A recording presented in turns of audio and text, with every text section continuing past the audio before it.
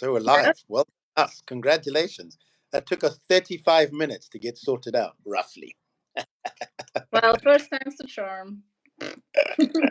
Right. Right.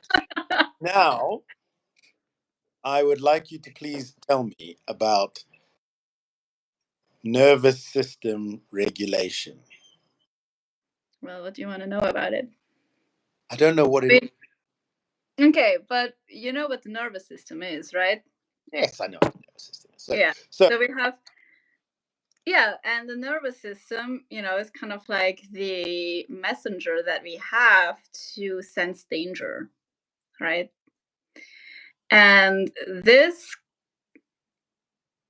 tool that our body has can be a little bit off, right? When we had some traumatic events or when we're under chronic stress, it can be that our nervous system is constantly dysregulated. So that means we're always on high alert and we cannot actually come into a place of homeostasis and recovery.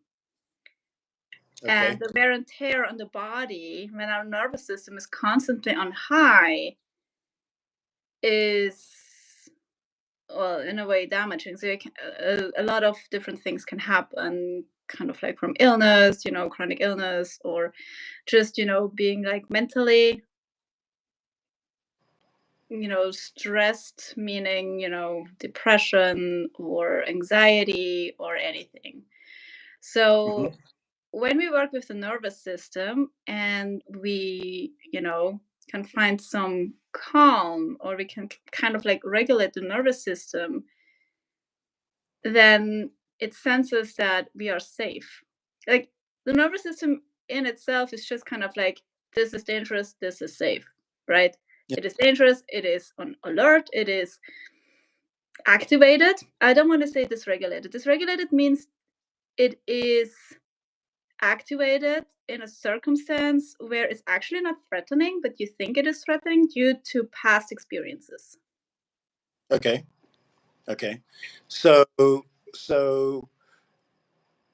I mean, is that what people would call trauma? Yeah, you can say that.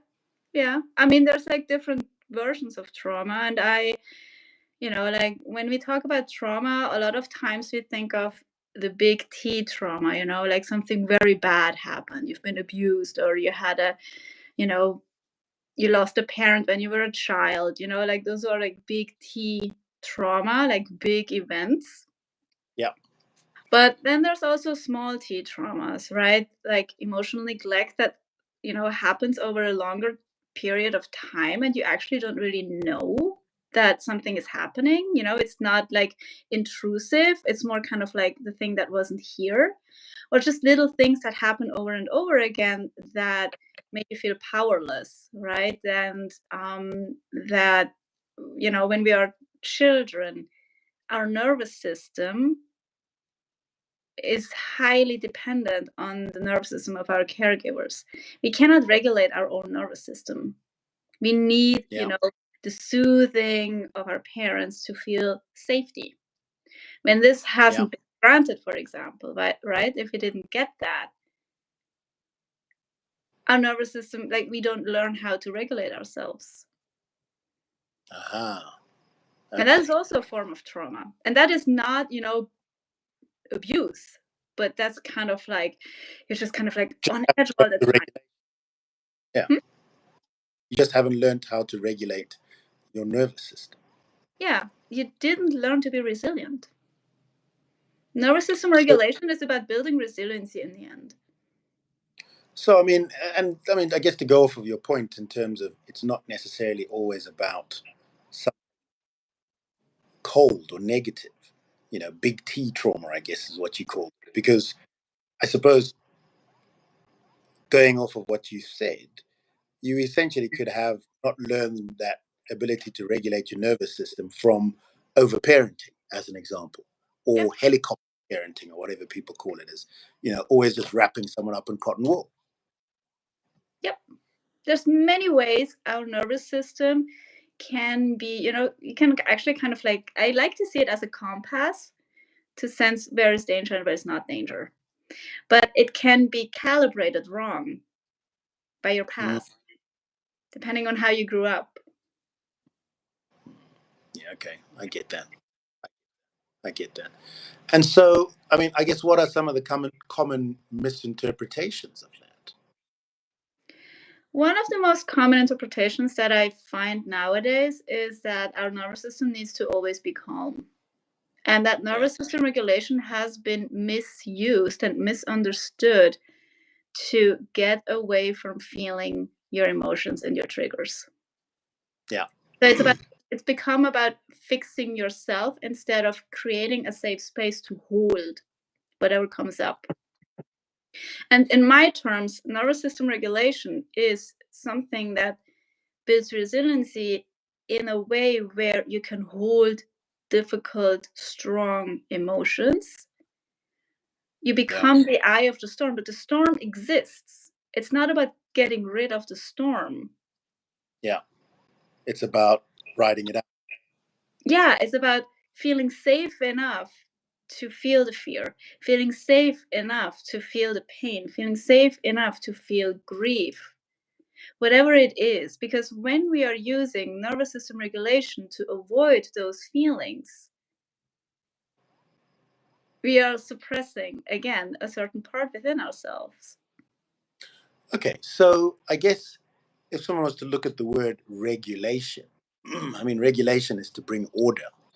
I mean, I guess just kind of off the top of my head, that's what the definition would be. So I guess what is the regulation in this whole concept?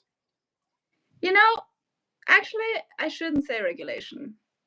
It just crossed my mind that a few months back, I was saying always nervous system capacity. It is about capacity. Yeah. Okay. Okay. I can see that. I mean, I get that people, like when you're anxious about something and you need to regulate your nervous system, kind of like down regulate, right? Which is interesting. Oh, this is another topic that I'm not going to go into because there's upregulate and downregulate for your nervous system, and it really depends which. This is polyvagal theory. It really depends where your nervous system is at with its dysregulation. There's like different levels, and sometimes you need to upregulate or downregulate. But in a way, yeah, this is for another time. Let's just say down for the sake of understanding. Well, what's an example? Upregulate when you're in shutdown, when you're in freeze mode. Okay. Yeah. When you're kind of like immobile and you're kind of like this, or you're completely shut down, depressed, and you cannot get out of bed. Or, like you're just kind of like this, right? Having yeah, it's just being kind of like you can't get anything started, right? You need to do something, you need to start something, and then you just can't do it, or you can't access your emotions. You're so shut down from them. You just feel numb, right? Numb is a really big, you're always sleepy, fatigued, numb. This is a sign that you're in dorsal vagal, which is the lowest point of nervous system dysregulation. And then you want to upregulate. You want to get, out of the calm state, which is actually numb. It's not really calm, right? And I mean, what are the healthy ways of doing that? Because I can easily probably rattle off the unhealthy ways of doing it. So I guess what are the healthy ways of upregulating? Well, there's certain physical exercises you can do. Yeah. So being active. Being active, or just like little things, like push and pull exercises where you really have to kind of like push something or push your body. What I also find interesting is just tapping. And I think tapping actually works for both when you're in an activated and in shutdown mode. Tapping kind of works because you're getting back into your body, right? You're feeling what's happening, and it kind of like activates you back into like the felt sense, right? And a lot of times what I think nervous system regulation is good for is really coming back into the body. Mm-hmm. And be with what is, and creating that safe space within your body, because a lot of people don't feel safe in their bodies when they're trying to, you know, escape certain feelings or emotions, because you feel them physically, you feel them in your body, right? You have to create that felt sense of safety so that you can allow in that you know it's safe to be with what is. I mean, where does that feeling of not being safe in your emotion come from? It depends. It depends. I mean, we can go back to trauma, that, you know, we haven't learned how to feel safe, and, you know, like, we learned that the world is a dangerous place because we didn't get the support that we needed as a child. We didn't get the acknowledgement that we needed. We didn't get the pat on the back. Instead, we were being scolded or neglected or, yeah, outright abused. You know, you don't know really what happened. Socialization can be a reason. It's just when, you know, the caregivers and society, when both aren't attuned to the needs of the child feels like, I don't matter, my needs don't matter. And that creates a sense of, I have to change myself, fix myself in order to fit in and be safe.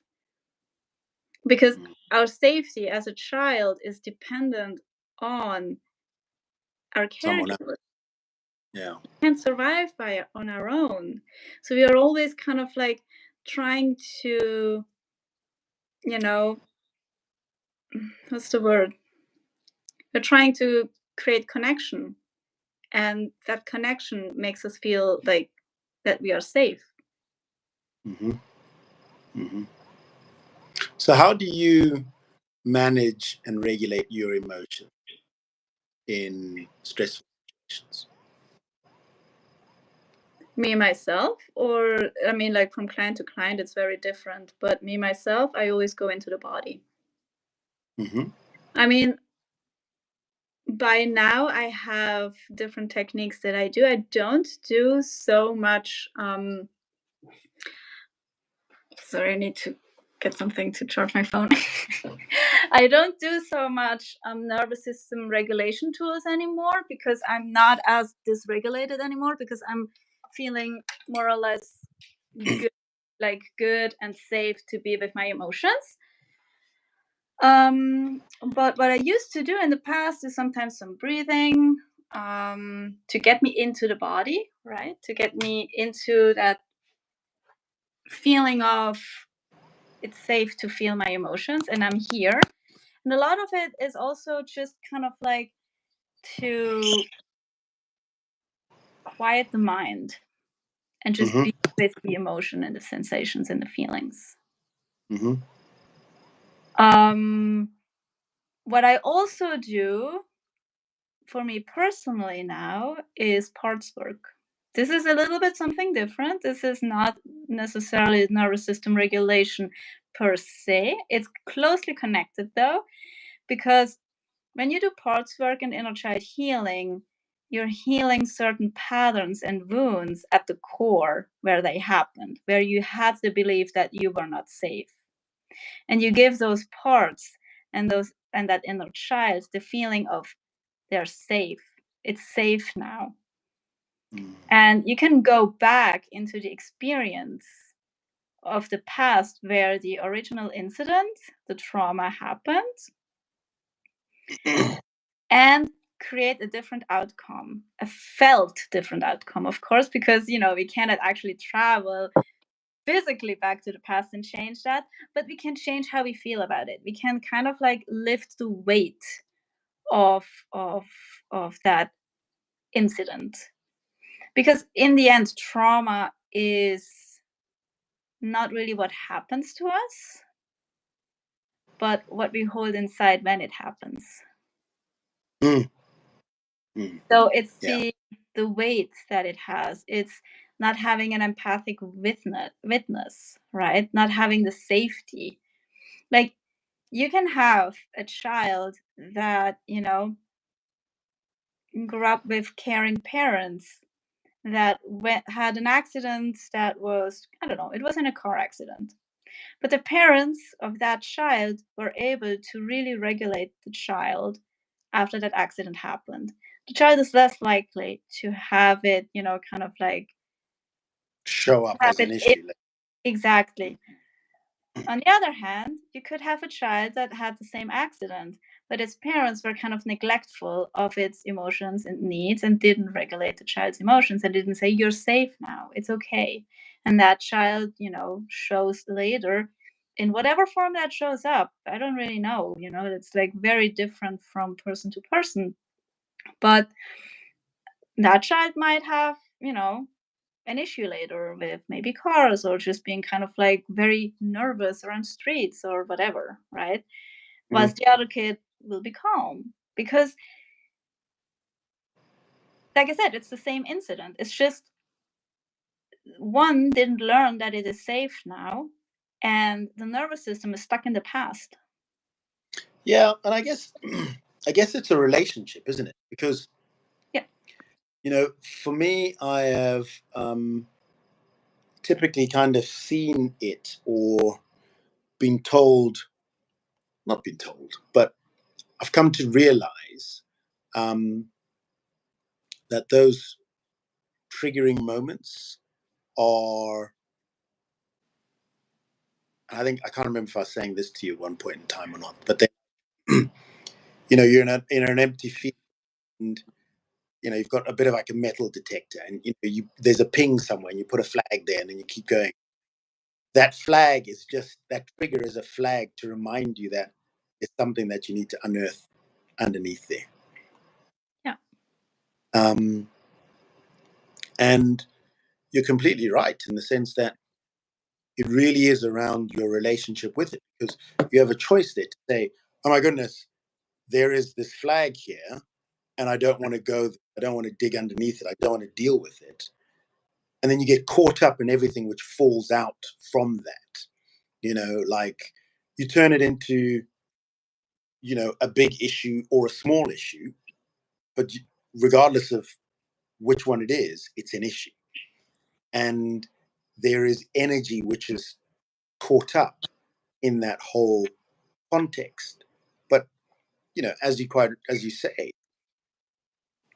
if you approach it as an opportunity to dig into something, because in there you can prospect or unlock a discovery in yourself, it's really a different way of seeing things and quite peaceful in many ways. You know, like I I remember being triggered, you know, and I remember always being like thinking, oh my gosh, when will I ever not be like this, etc., etc. I don't know. It's and when you were saying this thing just now, you've and I don't want to use the word learned because I'm not sure if that was the word. You've got a different relationship now to stressful situations. It almost, for me at least, kind of came from nowhere. The work was being done, but it almost came from nowhere. And I think in there was kind of a very cool surprise. You know. That suddenly things don't trigger you anymore, you mean? Sorry, I need to put my phone on charge. I don't know if the word is I don't get triggered anymore. I think nobody. I think this is something Yeah, that we don't. the This is a misconception. standard. This is a misconception. This Yeah. is something that everybody. There's like so many. I have to do a little rant here. There's like so many people on Here we go. social media and all that stuff. Hmm? I said, here we go. A Here Sarah we rant. go, Sarah rant again. No, it's like you know I get it. Like on social media, you see all those healers and those protection practitioners and coaches that seem to be always regulated, etc., etc. But the thing is that even when you heal, you will still be triggered. You have moments where you're tired and you just do not have the capacity. You have moments where you're just having a little bit too much on your plate, and it just happens. It's how we deal with it and how much it impacts our lives, how long it impacts our day as well. That makes Mm, it. mm, I still get triggered. I get less triggered. I get less strongly triggered, but I still get triggered.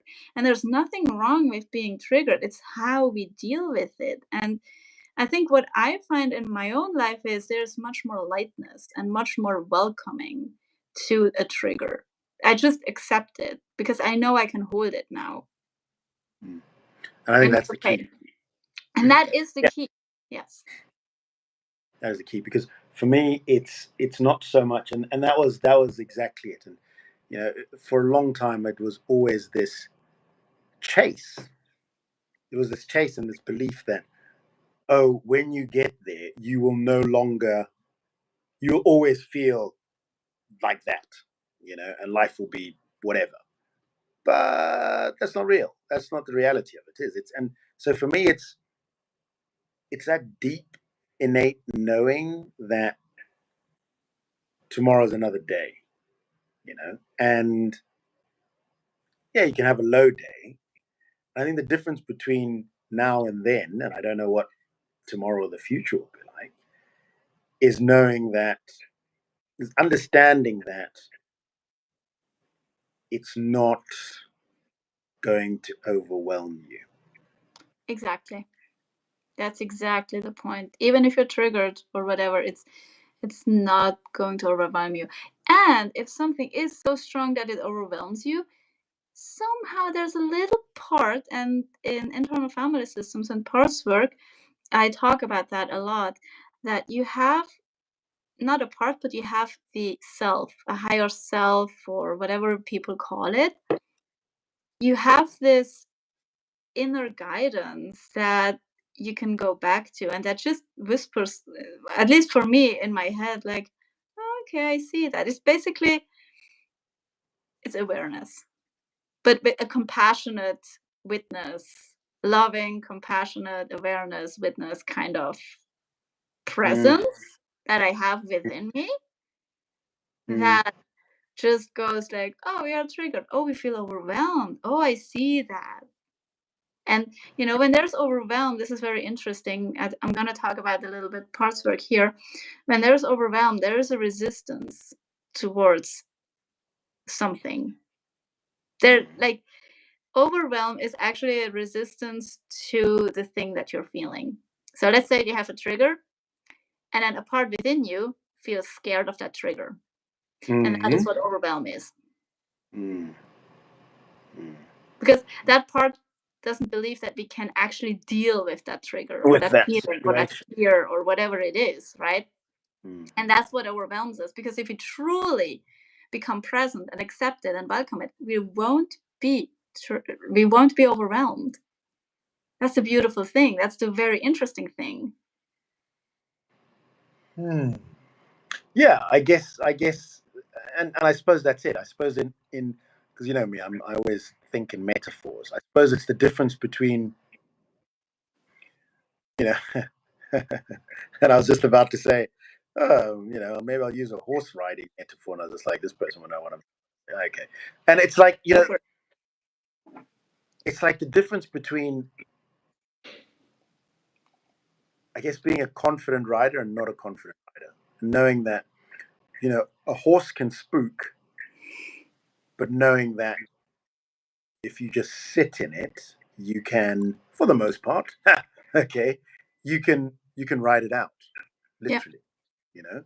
And if a horse bolts, in many ways, it's almost counterintuitive, you know, rather than actually in certain situations and environment, rather than pulling back, actually almost let yourself flow into it and let your rhythm catch up with the rhythm of the horse.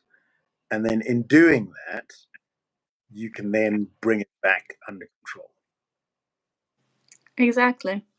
I actually had a horse like that. The more you would try to pull the reins and control it, the more it was like, no way. It's like exactly like our inner world. The more you try to control it and fix it. And I think this is also, you know, the interesting thing about healing, that you cannot fix, like if you go into healing with the idea that you're gonna fix yourself, you're coming from a completely, let's say wrong, but I don't want to say wrong. I'm missing the word here. You come from a very different, I think you come from a place which makes it, I think it's a place, You're it's a coming from a confusing, wounded place. it's a Yeah, you're confusing, coming. Sorry? I think it's confusing space because there's a confusion around what, what you're, what you can actually do in a situation like that. Because like you said about your horse, like you said about a horse, like there was a moment in time when you believed you could control yourself out of that situation. Okay.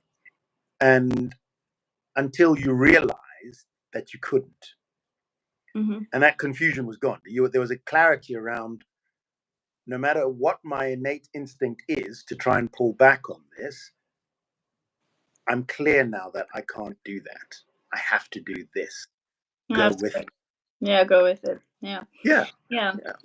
Yeah. And the I thing mean, about maybe it's healing, not confusion, but anyways, whatever. no, the thing that what I wanted to say about healing is that, you know, a lot of people, me included, when I started my healing journey, it was about fixing myself. It was about getting rid of certain discomfort, right? And a lot of people go into healing because they want to fix themselves.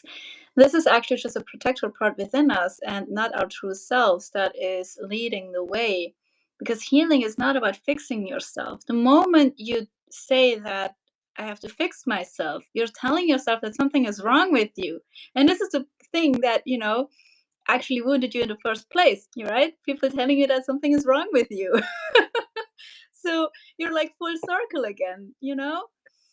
And the thing is, healing is not about that. Healing is about witnessing with compassion what has happened and meeting it with open arms and welcoming it and understanding our inner parts, our wounded parts, our protector parts, our nervous system, and just caring for them. That's it. Just caring for them. Mm, Or I meet get it that. with curiosity. If you cannot find care, just meet it with curiosity. I like Yeah. that. Like, I like to start with curiosity first because that's the easiest thing. Can I become curious about what is just happening right now within me? What is Mm-hmm. coming up? What part? What emotion? What is my nervous system saying? Can I just be curious without judgment? Just because curiosity is so open, it doesn't even have judgment. It's just kind of, what is it? Right?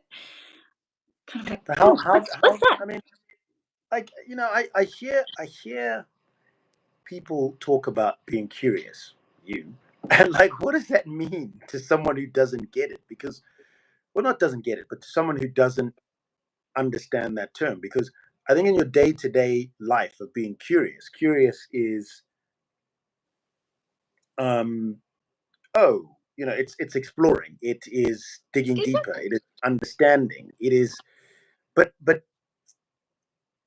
when it comes to, you know, an emotional situation. I can give you an example. Yeah, yeah. Go ahead. I think examples work better for that. Yeah, So 100%. let's say let's say someone, just a stranger, snapped at me and I got super angry, right? I was kind of like ready to jump at that person. Instead of actually reacting to it and jumping at that person, or instead of making myself feel bad, like, oh my gosh, that was just a small thing. Just get yourself together, Sarah. Why would you get this huge reaction and trying to downplay it or trying to push it away or minimize it? Instead of all that, I just witness it and be like, oh, interesting. I get super angry right now. I wonder why.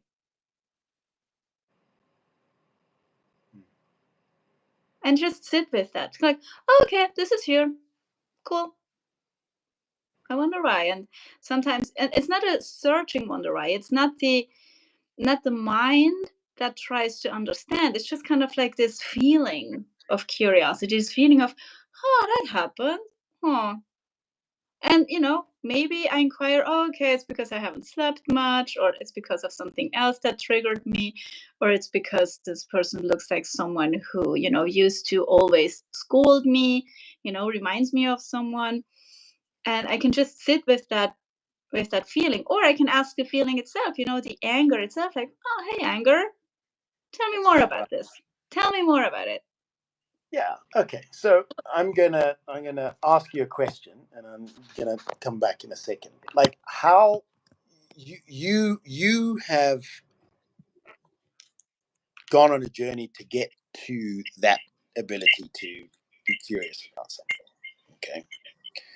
Where you're able to be curious in that situation. Someone who, like, how did you do that? Like, what were some of the tools, some of the processes, some of the whatevers that you did to help you get there? Like, yeah. So as you think about that, You know what? I said, I'll be back. Give me 1 You'll be minute. back. Okay, good. And I think about that. Or I just do the life by myself. Hey.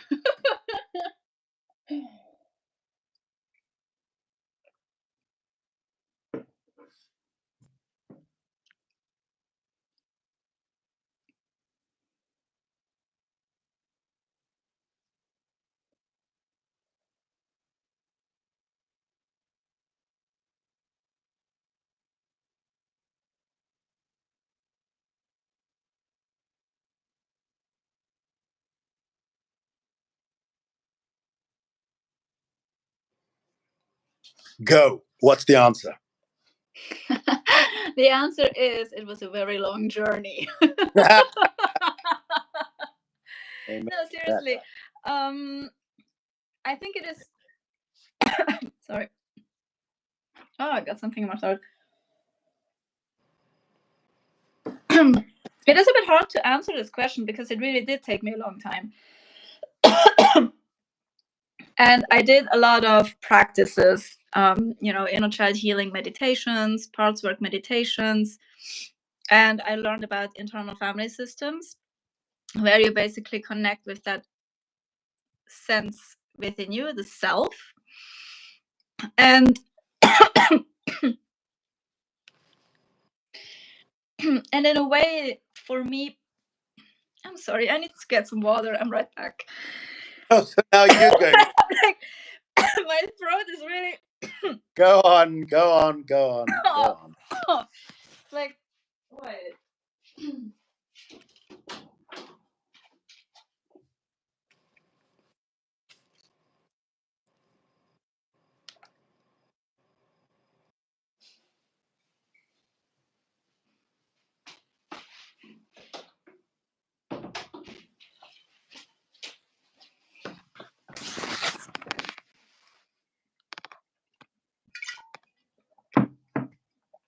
Okay, I'm back.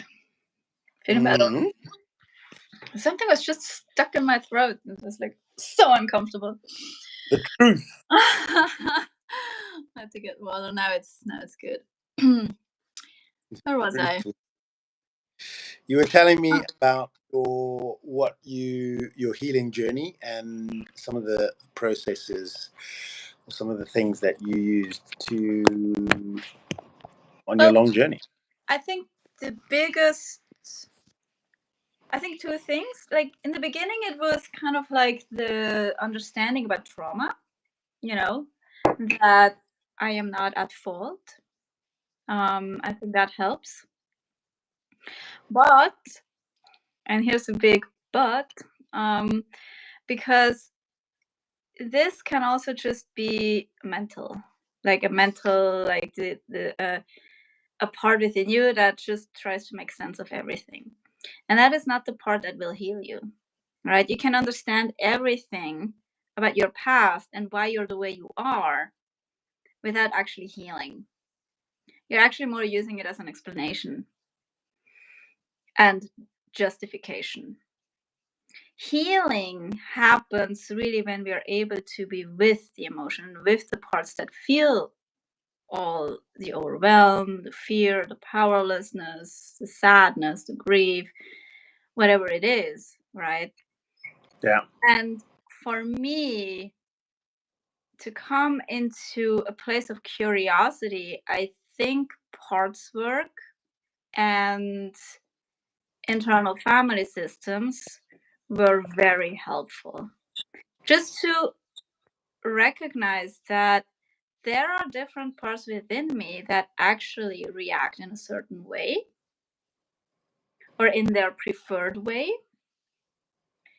And it is not me. And I can meet them. There's different practices and tools that you can use, how you can meet those parts and just sit across them or have more, like we all have several parts within us, and have them sit around the campfire and just give everyone a turn to speak about what is bothering them, what concerns they have, and you're just there present, watching them, listening to them, inquiring, like, oh, okay, this is what's going on. I understand. That must be difficult for you.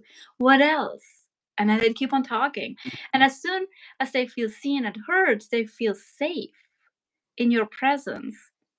And there are practices, to do that. How, like, you can do it in meditations or just kind of like there are tools how to do that. And I think parts work was very, very crucial for me to get more and more and more into this curiosity instead of I understand why this happened because I had XYZ trauma.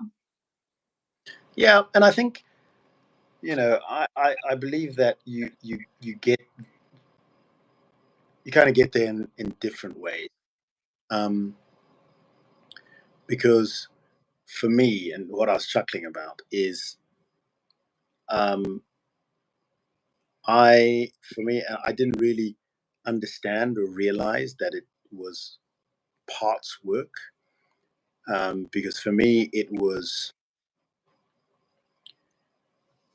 came from doing shadow work, and it came from you know having that curiosity, or digging deeper into whatever the manifestation of that emotion was.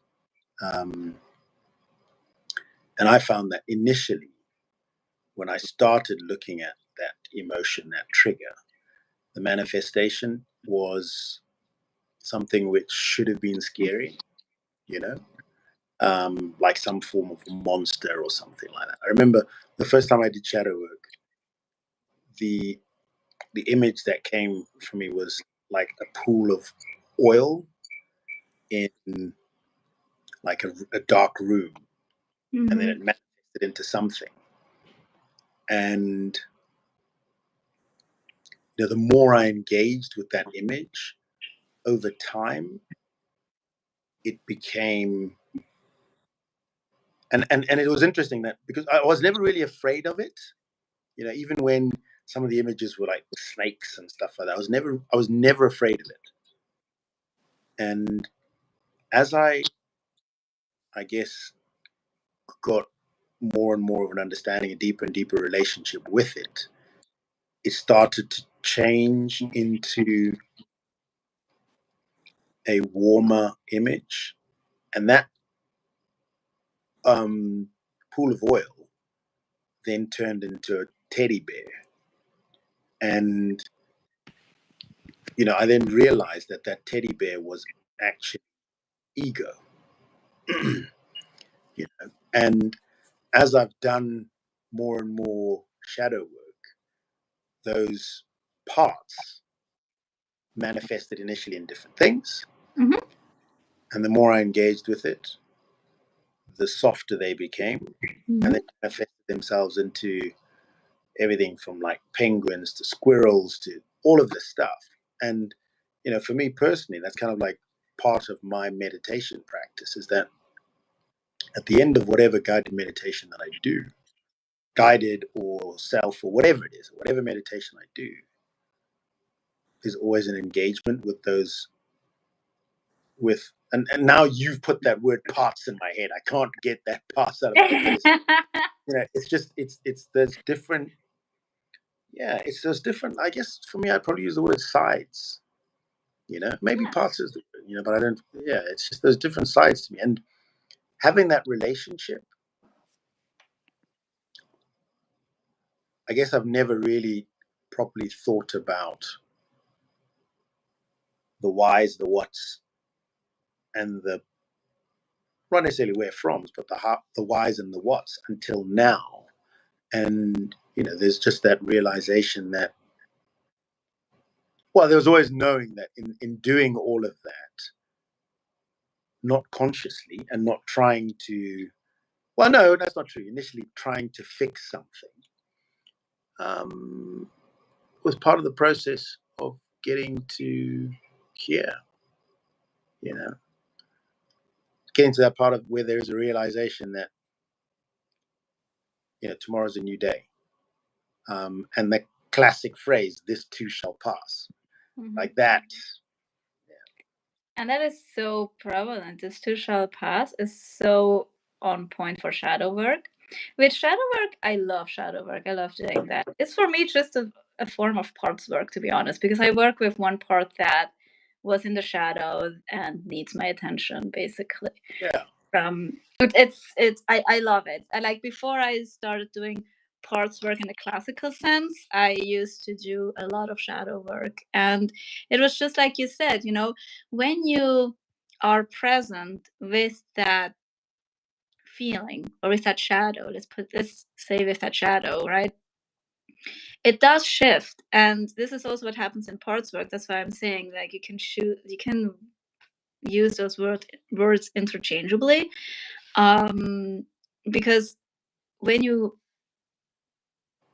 are present with care, compassion, curiosity, love, with the wounded part within yourself, right? The shadows, whatever you want to call it, it does shift.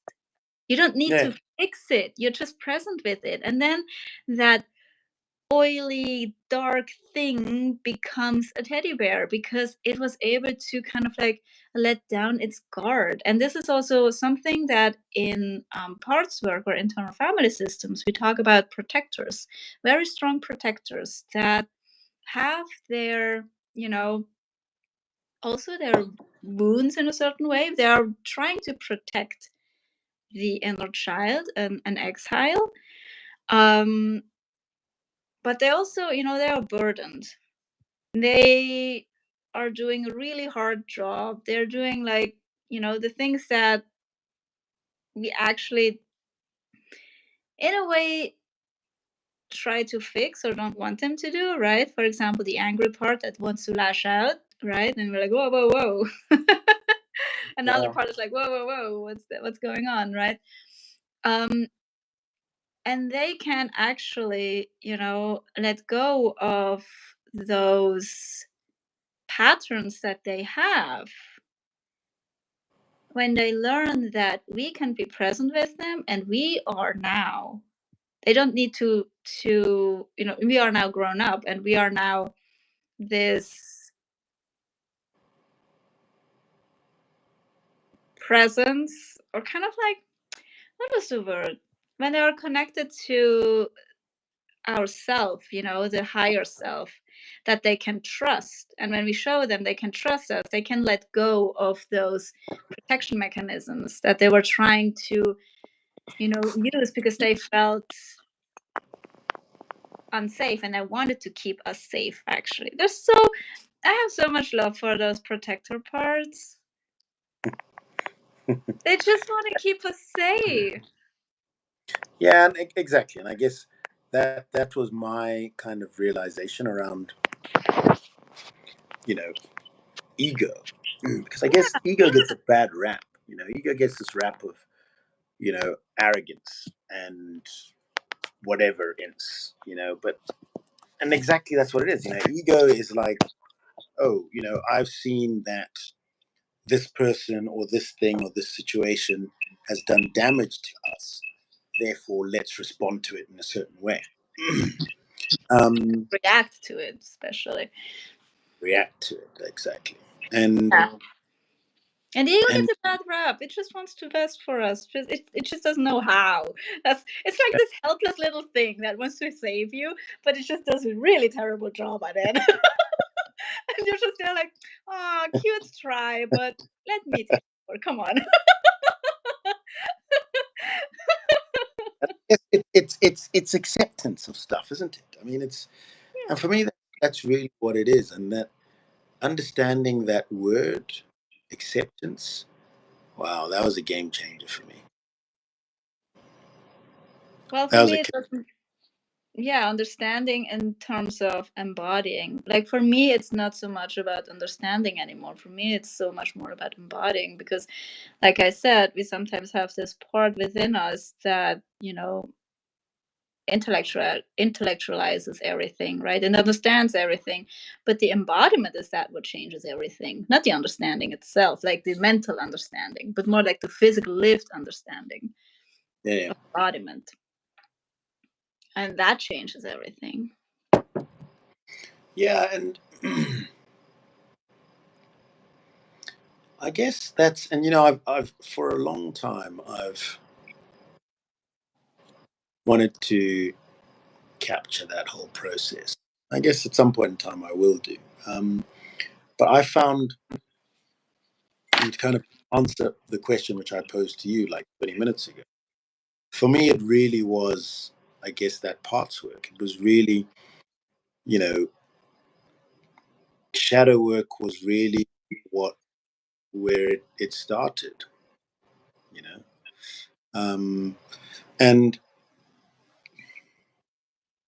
And I guess it is, for me it was that understanding of, it was shadow work and understanding the word acceptance personally and for other people as well. Yeah. Yeah. And interestingly enough, this is my next podcast, matter of time. It's, there's been something for me which has always lingered, and I've come to realize, and I was listening to something the other week, and it was really about how, and it's not necessarily reacting to other people, but it's around,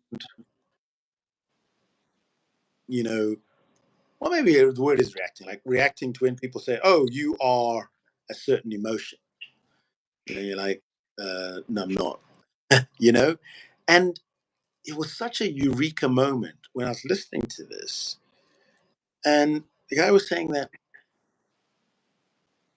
I am whoever you say I am, and that sentence for me blew me away. Like it just clicked so much for me, because understand that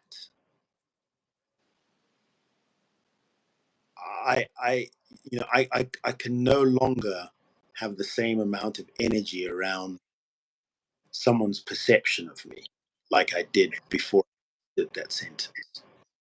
So you mean, if I may ask, do you mean with that that you kind of like let go of trying to control people's perception of you? Huh. Interesting. That's interesting. I wonder. I wonder if I was trying to control my perception of it. Yeah, I probably was. Yeah, yeah. And that's exactly what it is. And again, it comes back to acceptance. It comes back to accepting that, whatever reality you have of me is your reality of me. That's not Yeah. reality. You know, and I can just accept that. And I am whoever you say I am. And that was such a freeing moment for me. I really can't even explain it. It was like 2 weeks ago. I went out for a walk. I was listening to this podcast, and I was just like, "Whoa, that is it. That is it." And that's the thing that I've enjoyed so much about this journey, because I used to very much be a destination person. I have to get here to be this way. I never really enjoyed the journey. You know, Mm-hmm. and the thing that I'm really enjoying about all of this is the journey, and continually being surprised at those things that unexpected pop up and unlock for you. You know, like today, this conversation. Like, I was like, huh, yeah, that's that shadow work was about. I just labeled it as shadow work, but it was really. I guess you don't need to put a label on it, but it was just an understanding that it is about those different components of you, and how they interact with each other and yourself. Hmm. Good call. Yeah, it feels kind of complete. Yeah, so much for 3 minutes, huh? Fucks. Yeah, I said 20. And now it's 50. Yeah, that's it. Alrighty. All right. Thank What? you. Ah, I I said, didn't hear it cut the sound off. But yeah, thank you. Thank you for having me. Always good to talk to you. yeah, likewise. It was good. I enjoyed that. Yes, Catch me up with too. you. I have to figure out how to turn this thing off. Is this actually gonna be saved somewhere, or is it just Oh, time to tell. lost afterwards? I have no idea. See you later. See ya. Bye.